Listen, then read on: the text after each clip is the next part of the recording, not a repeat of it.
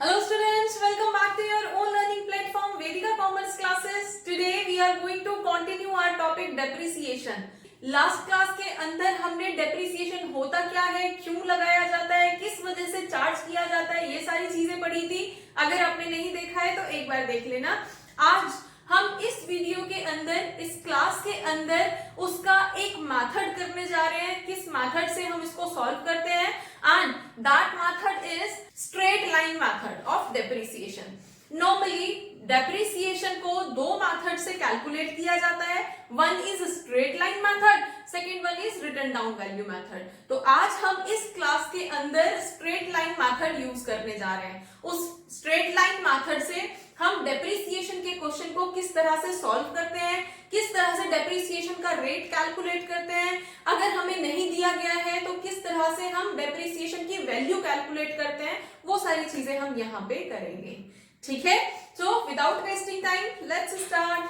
अब हमारे पास कुछ डिटेल दी गई है कि मशीनरी की, हमने ये मशीन तब खरीदी थी, इतने रुपए की खरीदी थी, उस टाइम से अब तक हम इसको यूज कर रहे हैं और इसको हम इतने साल के बाद में इतनी स्क्रैप वैल्यू में बेच सकते हैं। स्क्रैप वैल्यू इज किसी कबाड़ी को, किसी को हम उसको स्क्रैप में सेल कर सकते हैं। ठीक है, एंड एक्सपेक्टेड उसकी कुछ लाइफ भी होगी।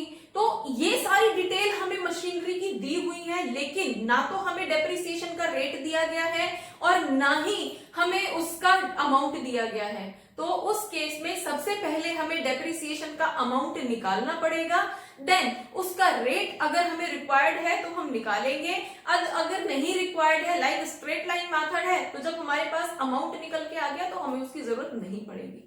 फाइन, चलिए अब स्ट्रेट लाइन मेथड को हम ओरिजिनल कॉस्ट मेथड भी बोलते हैं। इट मींस जो भी हमारी ओरिजिनल कॉस्ट रही होगी, उस ओरिजिनल कॉस्ट का ही एक सर्टेन परसेंट रेट हम डिसाइड कर लेते हैं और अगले कुछ सालों तक, जब तक उस मशीन की लाइफ है या जब तक हम उसका अकाउंट बना रहे हैं, तब तक हम उसी सेम रेट से ही उसको हर साल डेप्रिशिएट करते चले जाएंगे।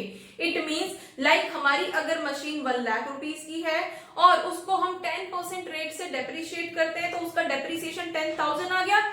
तो इसका मतलब है कि हम फर्स्ट ईयर भी 10,000 डेप्रिसिएशन के नाम पे रजिस्टर करेंगे, नेक्स्ट ईयर भी हम 10,000 ही करेंगे, नेक्स्ट टू नेक्स्ट ईयर भी हम 10,000 ही करेंगे। हर साल सेम अमाउंट से ही डेप्रिसिएशन चार्ज होगा। ठीक है, तो अकाउंट पे जाने से पहले हम पहले डेप्रिसिएशन की वैल्यू कैलकुलेट करना सीख लेते हैं कि उसके लिए हम कौन सा फॉर्मूला यूज करते हैं। तो फर्स्ट हमारे पास यहाँ पे जो फॉर्मूला होगा दैट इज, अगर हमें डेप्रिसिएशन की वैल्यू नहीं दी गई है तो हम डेप्रिसिएशन कैसे कैलकुलेट करते हैं। तो depreciation is cost of machine minus scrap value divided by expected life of machine. Cost of machine, ठीक है, जितने में हमने खरीदी है ये तो आप अच्छी तरह से जानते हो। अब यहां पे एक चीज आती है, कॉस्ट ऑफ मशीन क्या होगी, जितने में खरीदी है। सपोज एक मशीन मैंने 1 लाख रुपीस की खरीदी है, हम ये मान के चलते हैं मशीन की जो कॉस्ट है या purchase for rupees 1 lakh, 1 lakh में लेके आए, 1 लाख में खरीदा उसको वहां से यहां तक लाने में हमने कुछ फ्रेट्स भी दिए होंगे, तो हमारे जो फ्रेट्स रहेंगे दैट इज 10,000 रुपीज, उसको वहां से यहां तक लाने के दिए। देन उसके लिए हमने कुछ इंश्योरेंस, अब मशीन खरीदी है तो इंश्योरेंस, तो हमने उसके लिए कुछ इंश्योरेंस भी कराया है। तो इंश्योरेंस सपोज मेरा 40,000 का हो गया। देन अब उस मशीन का इंश्योरेंस भी हो गया, हमारे ऑफिस तक आ भी गई है, अब उसको इंस्टॉल भी तो कराना है, यूज ऐसे तो हो नहीं पाएगी, तो किसी मैकेनिक को बुला के आप उसको इंस्टॉल कराते हो, तो उसके लिए इंस्टॉलेशन चार्जेस आर 50,000। इंस्टॉलेशन हम मान के चलते हैं 50,000 उसको चार्ज करना, इंस्टॉल कराने के चार्ज किए, उस मैकेनिक को पे किए। ठीक है, तो अब हमारी मशीन की कॉस्ट क्या होगी, 1 लाख रुपीस जितने में खरीदी थी, नहीं, हम मशीन को खरीद के जिस दिन लेके आते हैं उस टाइम पे हमने जितने भी एक्सपेंसेस उस मशीन को रेडी टू यूज बनाने के लिए खर्च किए होते हैं, रेडी टू यूज बनाने के लिए पहले हम उस मशीन को खरीद के लेके आए, फिर वहां से अपने ऑफिस तक लेके आए, उसके चार्जेस दिए, फिर हमने उस मशीन का इंश्योरेंस कराया, उसके चार्जेस दिए, फिर हमने उसको इंस्टॉल कराया, उसके चार्जेस दिए, तब जाके मशीन हमारी रेडी टू यूज हो पाई है। और यही अगर मेरी सेकेंड हैंड मशीन होती तो उसको पहले रिपेयर भी करवाना पड़ता, तब जाके ये सारी चीजें होती और तब वो रेडी टू यूज होती। तो ऐसे केस में जब हम मशीन को खरीद के लेके आ रहे हैं, उस टाइम पे मशीन पे होने वाले जितने भी खर्चे हैं वो सारे खर्चे कैपिटल एक्सपेंडिचर बोले जाते हैं। और कैपिटल एक्सपेंडिचर तो आपने पहले भी सुना है, फाइन। तो कैपिटल एक्सपेंडिचर अगर हम कर रहे हैं तो वो सारे एक्सपेंडिचर मशीन की कॉस्ट में ऐड हो जाते हैं और तब जाके जो वैल्यू आती है उस वैल्यू को हम मशीन की कॉस्ट मानते हैं। ठीक है, तो अब हमारे पास कितनी हो जाएगी इस मशीन की cost? 1 lakh plus 10,000 plus 40,000 plus 50,000, it means 2 lakh rupees. वो 1 लाख की मशीन को हम अपने डेप्रिसिएशन अकाउंट में जब रजिस्टर करेंगे तो कितने रुपए की कॉस्ट मानेंगे? 2 लाख रुपीज, ना कि 1 लाख रुपीज। क्लियर हुआ? Then next is scrap value. अब स्क्रैप वैल्यू क्या होती है? स्क्रैप वैल्यू वो अमाउंट होता है जितने में हम अपनी मशीन को लाइफ लॉन्ग यूज करके उसको कबाड़ी को बेच देते हैं, ठीक है, किसी स्क्रैप वेंडर को बेच देते हैं, तो वो उससे हमें जो पैसा मिलता है, अब जो भी है मशीन जितने की भी है, मशीन में एटलीस्ट लोहा तो है ना, बिक तो जाएगी ना, कबाड़ी को तो एटलीस्ट हम बेच सकते हैं ना यूज करने के बाद में, उसकी लाइफ एक्सपायर होने के बाद में, तो उसके बदले में हमें जो भी पैसा मिलेगा। अब 2 लाख की मशीन है, आप इसको सपोज 10 इयर्स तक यूज कर लेते हो, उसके बाद अगर किसी कबाड़ी को बेचते हो, किसी स्क्रैप वेंडर को बेचते हो, तो वो आपको 10,000 रुपीज ही दे देता है, ठीक है, इतना तो दे ही देगा। तो उस केस में आपके जो 10,000 रुपीज होंगे वो स्क्रैप वैल्यू बोली जाएगी। क्लियर? और ये चीज आपके क्वेश्चन के अंदर दी जाएगी अगर इस तरह का कोई क्वेश्चन होगा तो। क्लियर? तो उस जगह पे हम वहां पे स्क्रैप वैल्यू फिल करेंगे।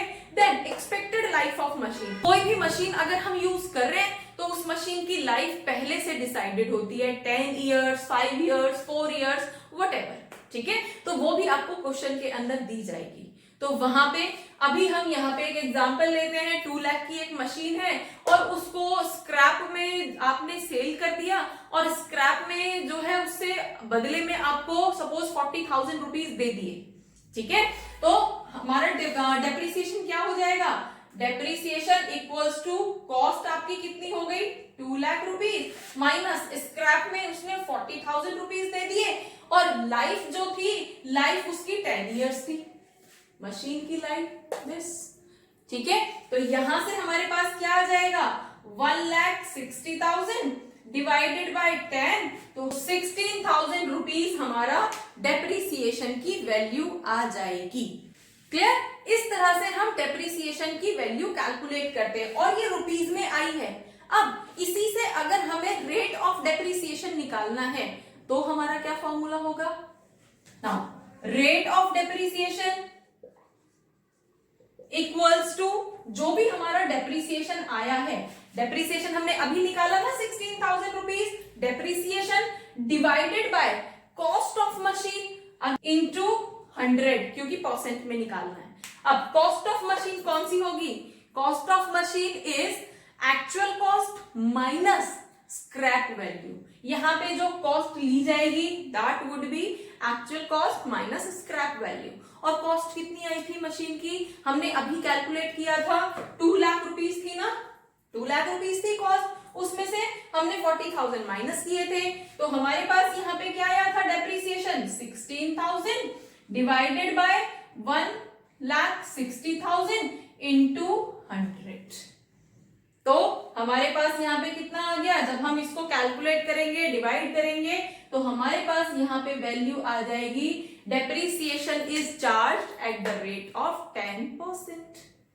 दैट्स ऑल, ठीक है, तो इस तरह से हम रेट कैलकुलेट करते हैं। अब इसी के बेसिस पे हम मशीनरी अकाउंट प्रिपेयर करेंगे, जहां पे हम मशीन की कॉस्ट लेंगे, दूसरी साइड हम डेप्रिसिएशन लेंगे, वो सारी चीजें हम यहाँ पे करेंगे, ठीक है।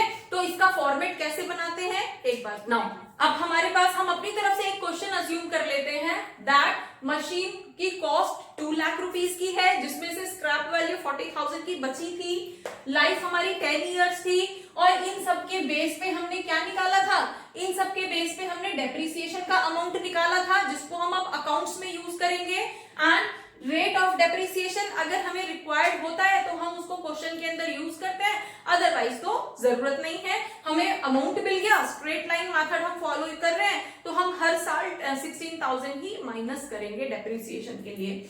देन अब हमें यहाँ पे मशीन अकाउंट प्रिपेयर करना है फॉर 3 इयर्स। तो स्ट्रेट लाइन मेथड के अंदर मशीन अकाउंट कैसे प्रिपेयर करते हैं वो हम यहाँ पे करेंगे। डन। मशीन अकाउंट अब हमें 3 इयर्स के लिए बनाना है, तो 3 इयर्स के लिए हमारे डेप्रिसिएशन के अंदर स्टूडेंट सबसे ज्यादा कंफ्यूज डेट्स के अंदर होते हैं। कौन से 3 इयर्स, कौन सा फाइनेंशियल ईयर? तो सबसे पहले तो आपको अपने फाइनेंशियल ईयर्स डिसाइड करने हैं। सपोज अगर ये मशीन मैंने 1 अप्रैल 2018 को खरीदी थी, तो 18 के अकॉर्डिंग हम 3 इयर्स का अकाउंट बनाएंगे। तो फर्स्ट ईयर हमारी क्या रहेगी, 1 अप्रैल 2018 से स्टार्ट होगी और वाइंड अप कब होगी, फाइनेंशियल ईयर खत्म कब होगी, 31 मार्च 2019 को ये फिनिश होगी। तो नेक्स्ट ईयर जब स्टार्ट होगी तो कौन सी डेट से होगी, 1 अप्रैल 2019 से लेके 31 मार्च 2020 पे फिनिश होगी। और नेक्स्ट ईयर, क्योंकि हमें तो 3 इयर्स के लिए बनाना है, तो फर्स्ट ईयर ये हो जाएगी, सेकेंड ईयर ये हो जाएगी, और थर्ड ईयर क्या हो जाएगी, 1 अप्रैल 2020 से लेके 31 मार्च 2021 तक हमारी 3 इयर्स। तो हम अकाउंट्स अपने इन फाइनेंशियल ईयर्स के लिए प्रिपेयर करेंगे। ठीक है, तो फर्स्ट हमने कब खरीदी थी, 1 अप्रैल 2018 को खरीदी थी मशीन। और जब मशीन खरीदी थी तो हमारी एंट्री क्या थी, मशीन आई थी डेबिट और गया क्या था, बैंक। ठीक है, तो हमारी एंट्री क्या थी, machine account debit to bank account. Clear. तो अब हम यहाँ पे जब मशीन का लेजर बनाने जा रहे हैं तो यहाँ पे हमारे पास एंट्री क्या आएगी, टू बैंक अकाउंट। ठीक है, और यहाँ पे हम एक ही मशीन का प्रिपेयर कर रहे हैं, तो हमें ABCD लिखने की जरूरत नहीं है। कई बार आपको क्वेश्चन में मिलेगा कि आप एक मशीन खरीद रहे हो, फिर कुछ टाइम के बाद दूसरी मशीन खरीद रहे हो, फिर कुछ टाइम के बाद एक मशीन को सेल कर रहे हो, तो वहां पे बहुत कंफ्यूजिंग हो जाता है। ठीक है, तो वहां पे बेटर है कि आप मशीन के लिए नंबरिंग डाल दो। नंबरिंग मतलब machine A, machine B, machine C या मशीन 1, मशीन 2, इस तरह से करके नंबरिंग डाल दोगे तो आपको इजी हो जाएगा कि कौन सी मशीन खरीद रहे हैं, कौन सी हम सेल कर रहे हैं और कौन सी नई आ रही है, अब डेप्रिसिएशन किस पे लगाना है, उसके लिए कैलकुलेशन के लिए आपका इजी हो जाएगा। ठीक है, तो यहाँ पे तो हम सिर्फ एक ही ले रहे हैं, तो ऐसे ही करते हैं। देन बैंक अकाउंट, अब मशीन कितने की खरीदी है हमने, 1,60,000। देन अब ड्यूरिंग द ईयर हमने कोई और ट्रांजेक्शन नहीं की है, तो हम लास्ट में, अब जब ईयर हमारा वाइंड अप हो रहा है तो मशीन की वैल्यू क्या बचेगी, मशीन पे हमें डेप्रिसिएशन चार्ज करना है, तो कितना डेप्रिसिएशन चार्ज होगा, हमने डेप्रिसिएशन की वैल्यू भी यहीं पे कैलकुलेट की हुई है। तो अब हमारा कब खत्म होगा ये ईयर, 31 मार्च 2019 को, 18 से स्टार्ट हुआ था, अप्रैल 18 से स्टार्ट हुआ था, मार्च 19 में ये वाइंड अप होगा। और इस पे क्या लगेगा, बाय डेप्रिसिएशन अकाउंट। हम इस तरह से डेप्रिसिएशन को शो करते हैं, और डेप्रिसिएशन की वैल्यू हमने क्या निकाली है, 16,000 हम यहाँ पे लिख देंगे। क्लियर। और कोई ट्रांजेक्शन हमारे पास अभी है नहीं, तो इसको हम यहीं पे क्लोज कर देंगे इस ईयर को। तो हमारे पास यहाँ पे क्या आ जाएगा, इस साइड 1,60,000 टोटल कर दिया, इस साइड भी 1,60,000 लिख दिया। अब जैसे हम नॉर्मल हमने लेजर्स बनाए थे, यहाँ पे ये मशीन का लेजर ही तो बन रहा है। अब मशीन का बैलेंस कितना बचेगा हमारे पास, 1,16,000 में से 16,000 हम माइनस कर देंगे तो हमारे पास यहाँ पे कितनी वैल्यू बचेगी, 1,54,000। ठीक है, और ये क्या होगा, 31 मार्च जब हम इस फाइनेंशियल ईयर को क्लोज कर रहे हैं, उस डेट पे मशीन का बैलेंस कितना बचेगा, और उसको हम balance CD, by balance CD के नाम से डिनोट करेंगे। ठीक है, अब नेक्स्ट ईयर हम यहीं से कंटिन्यू कर देंगे। तो हमारे पास कितना बैलेंस बचा है, ये बैलेंस क्लोजिंग बैलेंस है। तो नेक्स्ट डे जब नेक्स्ट ईयर स्टार्ट हो रहा है, कौन सा वाला, 1 अप्रैल 2019, जब नेक्स्ट ईयर स्टार्ट हो रहा है, तो उस केस में इसी बैलेंस को हम यहां पे ब्रॉट डाउन कर लेंगे और हमारे पास एंट्री क्या हो जाएगी, 1 अप्रैल 2019 को टू बैलेंस बीडी, यहां पे ये सीडी था, यहां पे हमने ये ब्रॉट डाउन किया है, ब्रॉट करके लेके आए यहां तक, ओपनिंग बैलेंस है इस फाइनेंशियल ईयर के लिए, है ना। तो यहां पे कितना आ जाएगा, 1,54,000। This clear. नाउ अब यहां पे हो गया, अब कोई मशीन हम ट्रांजेक्शन नहीं कर रहे हैं, कोई दूसरी मशीन सेल नहीं कर रहे हैं, परचेज नहीं कर रहे हैं। तो अब ये फाइनेंशियल ईयर कब खत्म होगा हमारा, 31 मार्च 2020 को खत्म होगा। अब यहाँ पे डेप्रिसिएशन लगेगा, है ना। तो डेप्रिसिएशन कितना लगेगा हमारा, अगेन एंट्री सेम ही होगी, बाय डेप्रिसिएशन अकाउंट। और हम मेथड कौन सा फॉलो कर रहे हैं, स्ट्रेट लाइन। तो जो डेप्रिसिएशन पहली बार लगा था वो ही डेप्रिसिएशन बार बार लगेगा। तो अगेन मशीन जो है 16,000 की वैल्यू मशीन की कम हो जाएगी, 16,000 से डेप्रिशिएट हो जाएगी। अगेन हम इसको क्लोज कर देंगे यहीं पे। तो हमारे पास यहाँ पे कितना आ रहा था, 1,54,000, 1,54,000, ठीक है। नाउ अब इसमें से बैलेंस कितना बचेगा, 1,54,000 में से 16,000 हम माइनस कर देंगे। तो 31 मार्च 2020 को हमारा बैलेंस कितना बचा, बाय बैलेंस सीडी, इसमें से इसको माइनस करेंगे तो 1,38,000। क्लियर। अब सेकेंड ईयर के एंड में इतना बैलेंस बचा मशीन का। अब हमारी फर्स्ट ईयर का अकाउंट बन गया, सेकेंड ईयर का बन गया, अब हमें थर्ड ईयर का बनाना है। तो अगेन हम इसको क्या करेंगे, यहाँ पे ब्रॉट डाउन कर लेंगे। तो हमारे पास कब, 1 अप्रैल 2020 को to balance BD, brought down करके कितना बैलेंस आया, 1,38,000 हमारे पास बैलेंस आ गया, ठीक है। अब अगेन हम यहाँ पे और कोई सेल परचेज नहीं कर रहे हैं मशीन की, तो हम कोई और दूसरी एंट्री नहीं करेंगे, सीधे अपने अकाउंट को क्लोज करेंगे। और क्लोज कब होगा, 31 मार्च 2021 को खत्म होगा ये फाइनेंशियल ईयर। तो फिर से बाय डेप्रिसिएशन अकाउंट, और डेप्रिसिएशन की वैल्यू सेम रहेगी स्ट्रेट लाइन मेथड के अंदर। तो जब हम इसको क्लोज करेंगे तो हमारे पास 1,38,000, ठीक है। इधर भी हम 1,38,000 नोट कर देंगे। 1,38,000 में से 16,000 कम हो जाएगी वैल्यू मशीन की, तो कितनी बचेगी, 1,22,000। और ये क्या हो जाएगा, 31 मार्च 2020 को बाय बैलेंस सीडी। तो हमारी जो मशीन है, जो हमने इस डेट में खरीदी थी, 1 अप्रैल 2018 को खरीदी थी, उस पे 10% के रेट से या 16,000 रुपीज से डेप्रिसिएशन लगने के बाद में 3 साल के बाद उसकी वैल्यू इतनी बचती है। और आपको अपने क्वेश्चन में यही अकाउंट बना के यहाँ पे शो करना है कितना डेप्रिसिएशन लगेगा और किस रेट से लगेगा, और उसका अकाउंट इस तरह से प्रिपेयर करना है। तो होपफुली स्ट्रेट लाइन मेथड किस तरह से करते हैं ये आपको समझ में आया होगा, इसका फॉर्मेट समझ में आया होगा। इसका एक प्रॉपर क्वेश्चन हम नेक्स्ट क्लास के अंदर करेंगे। So for more keep watching, keep learning. Thank you.